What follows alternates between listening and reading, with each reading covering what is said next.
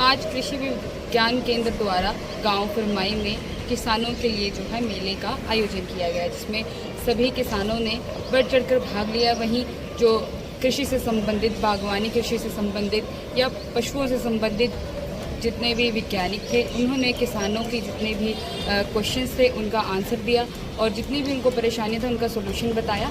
और वहीं जो मौजूदा फसल है और जो आने वाले समय पर जो फसल की बुआई होगी उसका भी उन्होंने उपाय बताया और उसका तरीका बताया।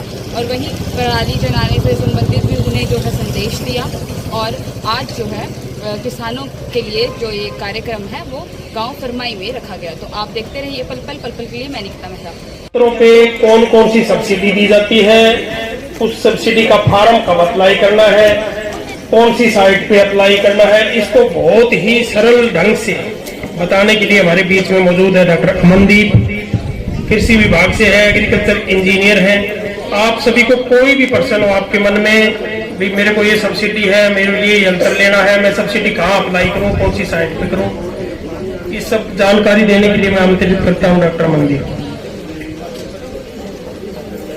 आइए हमारे बीच में डॉक्टर अमनदीप जी, आपका स्वागत है। आइए। बहुत बहुत धन्यवाद। मंच पर विराजमान सभी एग्रीकल्चर से संबंधित साइंटिस्ट एवं महानुभाव व्यक्तियों का मैं स्वागत करता हूं, धन्यवाद करता हूं। और मेरे समक्ष बैठे सभी किसान भाइयों को राम राम। मैं एग्रीकल्चर इंजीनियरिंग डिपार्टमेंट में इंजीनियर हूँ, एग्रीकल्चर डेवलपमेंट ऑफिसर के पद पर कार्यरत। में उपस्थित मेरे सभी महिला किसान और जितनी भी यहाँ पर छात्राएं बैठी हुई हैं, उन सबका बहुत बहुत स्वागत। सभी उपस्थित किसान भाइयों का बहुत बहुत अभिनंदन, आभार।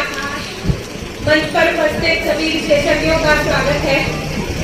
और ये अवसर आपकी तरफ से लिया गया है, आपके समक्ष अपने जितने भी मेरे अनुभव हैं उनको आपके साथ साझा करने का, इसके लिए आपका धन्यवाद करती हूँ। और अभी 2 ही दिन पहले हमने अंतर्राष्ट्रीय महिला दिवस मनाया है 8 मार्च को। तो मैं चाहूंगी कि यहाँ उपस्थित सभी लोग हमारे बीच में जितनी भी महिला उपस्थित है, ताली बजाकर जो है अंतर्राष्ट्रीय महिला दिवस की बधाई देंगे। महिलाओं का योगदान जो है वो किसी भी क्षेत्र में छुपा हुआ नहीं है, चाहे वो कृषि का क्षेत्र हो, घर परिवार हो, शिक्षा का क्षेत्र हो, स्वास्थ्य का क्षेत्र हो। महिलाएं बढ़ चढ़कर अपना योगदान देती आई है हमेशा से और आगे भी पूरी कोशिश रहती है कि हर तरह से जो है अपने साथी संबंधियों की जो है मदद करें।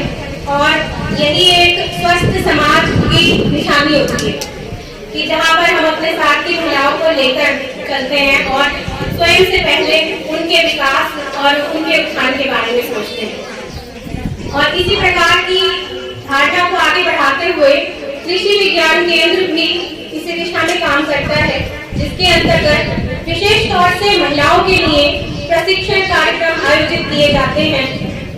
ये प्रशिक्षण कार्यक्रम मुख्य तौर पर अचार, मुरब्बा या जैम जेली या फल और सब्जी संस्करण से संबंधित होते हैं या फिर वस्त्र सिलाई से जुड़े हुए होते हैं।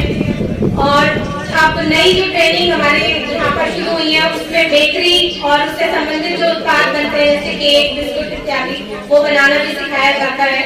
और साथ ही साथ में पिछले 2 वर्षों में अपने अनुभव के आधार पर मैं बता रही हूँ कि इन कार्यक्रमों के अलावा भी महिलाएं दूसरे प्रशिक्षण कार्यक्रमों में अपना इंटरेस्ट दिखा रही है, जैसे कि मशरूम उत्पादन में और मधुमक्खी पालन में मेरे पास में महिलाओं की संख्या बढ़ रही है। वो आती है, ट्रेनिंग लेकर जाती हैं और आगे काम भी करना चाह रही है। तो इससे पता लगता है कि अब हमारा जो इंटरेस्ट का क्षेत्र है वो बढ़ता जा रहा है कि हम सिर्फ ऐसे ही कार्यों तक सीमित नहीं है जो हमें रसोई तक साम के रखें, हम उससे भी बाहर निकलकर जो है काम करना चाह रहे हैं। जैसे कबड्डी में तो चढ़ दी कबड्डी डालनी, तो मेरे लिए तो वो होगा आपके साथ चढ़ दी कबड्डी में। चलो जी, बहुत बहुत शुक्रिया। आप काफी देर से बैठे थे और आजकल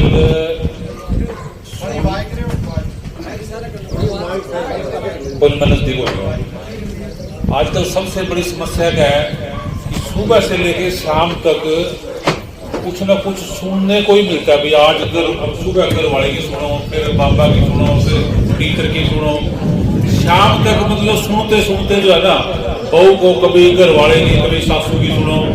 तो आज आप एक तो लेट हो रहे थे, हमने समय 2 बजे का रखा था, आधा घंटा लेट हो गया। सुबह का प्रोग्राम हमारा फतेहाबाद जिले में था और सरसा जिले का जो प्यार मिलता है, मेरे ख्याल का हरियाणा में अगर सबसे ज्यादा आदर सत्कार कहीं मिलता है तो वो सरसा जिला का है।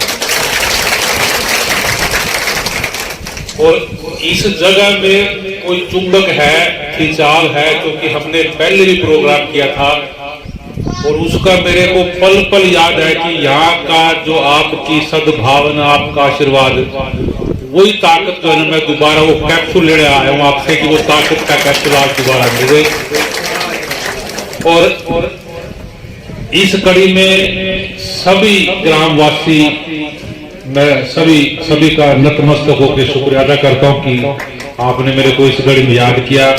हमारे बीच में हमारे रीजनल रिसर्च सेंटर के रीजनल डायरेक्टर डॉक्टर मेहता जी और हमारे डॉक्टर मुकेश कंबोज जी, समस्त परिवारगण, हमारे कृषि विज्ञान केंद्र के डॉक्टर जाखड़ और परम आदरणीय सरसा जिले की धरोहर संत रूपक मेरे किसान साथियों, मेरी मातृ बहनों, मैं बड़ा शुक्रगुजार हूं कि आप लोगों के आशीर्वाद से मेरे को भी आप लोगों की सेवा करने का एक मौका मिला और आप लोगों का कर्ज हम इस दुनिया में नहीं पूरा कर सकते, क्योंकि किसान एक वो संत है जिसकी जितनी सेवा की जाए, जितनी आशीर्वाद दिया जाए, उतना ही थोड़ा है।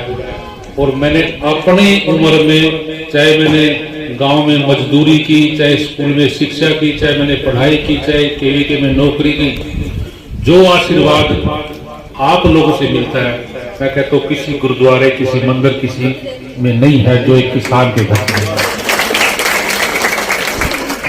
और जो भी कोई देश, किसी भी देश में अगर सही वाली वारिस है परमात्मा अल्लाह वाहिगुरु के बाद, वो सिर्फ किसान और मजदूर है। क्योंकि किसान ही सुबह अगर पशुओं को चारा डालता है तो उसको रात को सोते हुए 2-3 बार बिना अलार्म लगाए हुए भी जाग आती है कि मेरा पशु का चारा डालने का समय हो। मुर्गा मांग भरे ना भरे, पर किसान को जाग जरूर आती है। 3:30 बजे जाग आ गई, फिर 4 बजे आ गई, फिर वो अपने पशुओं को बार बांधता है, कभी उनको चारा देता है। और किसान जब सुबह उठता है और अपने बच्चों को सोता हुआ देखता है, अपने माता पिता को सोते हुए देखता है, तो उसको जो खुशी मिलती है कि हे अल्लाह वाहिगुरु परमात्मा, जो आपने मेरे को ये समय बख्शिशा है कि आज मैं सुबह तारों की छाव में उठा और आपके सामने पशुओं को चारा डाल रहे, आपके बच्चे सो रहे हैं, तो उस जैसा आनंद जो एक किसान को आता है, मैं कहता हूँ कोई बिरला ही ऐसा जो इंडस्ट्रियलिस्ट होगा जिसको ऐसा अनुभव होता होगा कि आनंद क्या। और जब किसी किसान के खेत में मजदूर जो है ना, मजदूरी करके उसको आशीर्वाद देता है कि मेरे गांव का फलाना लंबड़दार या मेरा इतना बढ़िया है, समय पे वो मजदूरी देता है। और जब फसल खत्म होती है उसको 2-4 किलो अनाज फालतू देता है। जब आप आलू की पढ़ाई करते हो उसको किलो आलू हमारी माताओं बहनों को दे देते हो, छोटे छोटे आलू छोड़ देते हो उनके लिए। ये आप परमात्मा का ही रूप हो कि जिसके सहारा गांव में छोटी बिरादरी के बच्चे स्कूल में पढ़ के ऊंचे ऊंचे पदों पर जाते हैं। आज देश में नई नई क्रांति आ रही है, पर उस क्रांति में अगर किसान के चोड़े को दुर्भाग्यवश कहीं ऐसी ठेस पहुंचती है कि उसको फसलों का सही मूल्य ना मिले, उसकी फसलों के अवशेष के बारे में सरकार ना सोचे और माताओं महलों को उनके गांव में रोजगार ना मिले, तो ये इकट्ठे बैठ के हमने सलाह मशवरा करना ये समय की बात है। आज हम इकट्ठे हुए हैं कि फसलों के अवशेष जो हम कई बार फसल से दाना ले लिया, सब्जी ले ली, फ्रूट ले लिए, जो उसका बाकी बचा हुआ कबाड़ है, अब तक हम कई बार ये सोचते थे कोई नहीं देखता, तो उसमें हमने आग लगा देते थे। और देखते देखते जब हरी पराली में उसमें गिल्लापन है, मैंने भी आग लगा दी, पड़ोसी ने भी आग लगा दी, गुआंढी ने भी आग लगा दी, अगले ने भी आग लगा दी। वो करते करते करते देखते देखते वो जो गिल्लेपन में आग लगी, वो धुआं जो है ना आग का रूप ना लेके वो एक फोग सी बन के, और वो धीरे धीरे पहुंचते पहुंचते हमारे जो दूसरे देश के लोग दिल्ली में रह रहे एम्बेसी में, वो हवा में फैलते फैलते ऐसे लोगों तक पहुंच गया कि जिनको एयर क्वालिटी इंडेक्स का मीटर लगा रखा है कि सांस लेने के लिए इस मीटर की रीडिंग अगर 50 तक है तो ठीक है। और उस धुएं के कारण उस मीटर की रीडिंग ने जब दिखाया 550, 600, 650, और साइंस ये कहती है कि अगर हवा में धुआं इतना % है तो वो जगह रहने के लायक है। तो तब जो है ना पंजाब को, हरियाणा को, उत्तर प्रदेश को, कुछ एरिया राजस्थान का ये बात आई कि जो पराली में आग तो किसान लगा। पर हमने 2018 से प्रयास किए। अभी पीछे जो है ना ये सरकार के आंकड़े भी मानते हैं कि किसान ने जो है ना 70% कंट्रोल कर लिया। हम आपस में वैज्ञानिक का, हमारी माताओं बहनों का, किसान का, मजदूर का, छोटे काश्तकार का, साधु संतों का, सबका आपसी तालमेल से हम इस बात को मान गए कि भी हम आग नहीं लगाएंगे। कुछ जो है ना, कुछ ही बचे कुचे किसान जो है ना थोड़े थोड़े लगा रहे हैं, तो धीरे धीरे प्रयास करेंगे, वो भी नहीं। पर हमने जो है ना ये प्रयास किया कि इस बेड़े को, इस सत्संग को जो है ना एक सीजन पे ना चलाएं, सारा साल इसका गिद्दा पाए, सारे साल इसकी प्रचार प्रसार करें, और उस मेले के माध्यम से किसान से रूबरू हो जाए, तेरी माताओं बहनों से भी मिल ले, और कोई न कोई फसल बाड़ी की चर्चा कर ले, पशुपालन की चर्चा कर ले, आपके सुख दुख में इकट्ठे हो जाए। हमारा विषय यह है, पर हम रल मिल के प्रयास ऐसा करते हैं कि इस मानव के चोड़े को जो गुरु ग्रंथों में लिखा हुआ है कि बड़ा मुश्किल से मिला है, इसको खुशनुमा कैसा बना।